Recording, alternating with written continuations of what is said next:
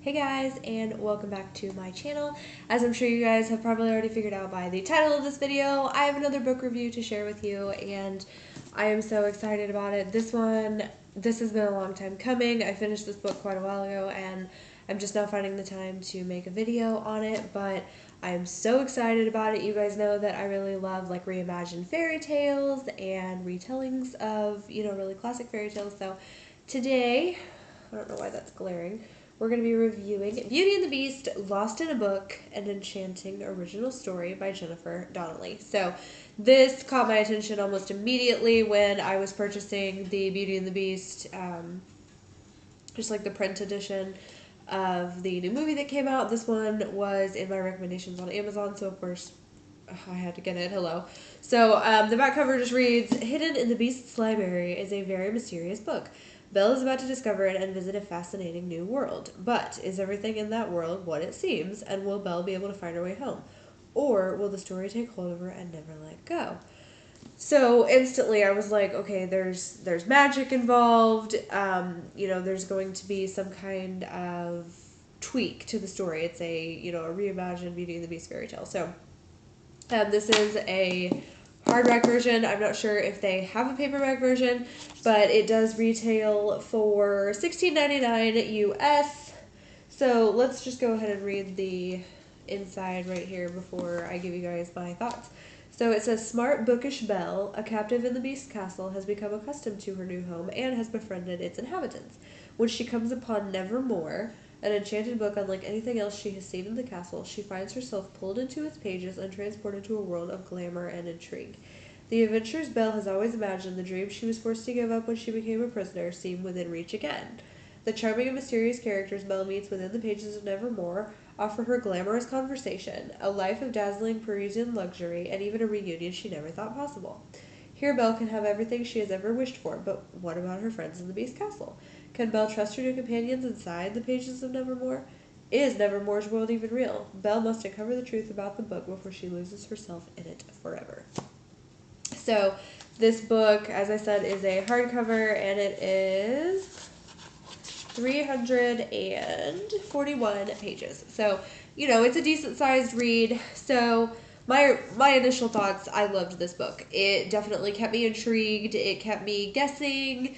And I really identify with Belle. You guys know I'm obsessed with Beauty and the Beast. That's no lie. But I really identify with Belle in, getting lost in books and enjoying books as a way to escape, life and reality. So this is obviously set during her time in the castle before the Beast transforms back into Prince Adam. So this is kind of a little glimpse of how life was for Belle in the time that she lived there with the Beast and with the enchanted objects. Pretty much every character that you would recognize is in here: Chip, Mrs. Potts, Lumiere, and Cogsworth. And the Beast, he is definitely accurately depicted, I would say. As it said, the weird and mysterious characters inside Nevermore, they keep you guessing, they keep you intrigued. There's a lot of magic that's going on. You're dealing with an enchantress, two enchantresses actually, but one major enchantress, and you know that her intentions for Belle are not good through the entire book. And so you kind of sit there thinking like, okay, Belle's really smart. She's going to figure out that, she's going to get in trouble. And it definitely just keeps you twisting and turning and wondering, what's going to happen. And with the way that Belle travels back to the castle, back to Nevermore, back to the castle, it's like she's going into another realm, into another dimension, and I think that is super cool. I mean, how many times, as a bookworm, have we imagined that we could just dive inside a book and see things the way that the author intended us to see them? Please pardon the intrusion. Are you going to help me review this book? He definitely had a huge part in the reading of this book for me. He was always on my lap when I was reading it. So what did you think of the book? Did you like it? Yeah? If you guys don't know, this is my dog McKettrick, and he has to poke his nose in everything. So if you've watched any of my videos for any amount of time, you know he's just going to be a part of it. So back on track, back to the book. It's definitely a young adult, like a YA teen type novel. I definitely think that it's appropriate for anybody over 12. I really, really enjoyed it. It's something that I would have really enjoyed as a preteen and a teen as well. I think that if you're a fan of Beauty and the Beast, that you will absolutely love it. I think that people who enjoy, reimagined fairy tales, people who like creating new aspects to fairy tales so that's not always the same thing. I know for myself, I haven't really ever read a book where the character dove inside of a book like that. So you get two different worlds. There's a lot of dynamics, and I really love the in-depth decisions and things that we get to see Belle make, and her thought process about everything. She's still a prisoner in the Beast Castle. She views it as such. This is before, things really start to change with them. So, she misses her father, she misses her life, and so we definitely get to see into that part of Belle that the movie didn't necessarily touch on, maybe as much. It kind of just went from like she was terrified of the Beast to, she wasn't terrified of the Beast. So this is kind of the in-between, and I think that that's a really cool perspective. It definitely gives us more things to, think about, and it enhances the story, it expands the story, and for, those of us who are so attached to Beauty and the Beast, we want as much of these characters as we can get. So it is, as I mentioned, by Jennifer Donnelly. It says that she is a New York Times bestselling author.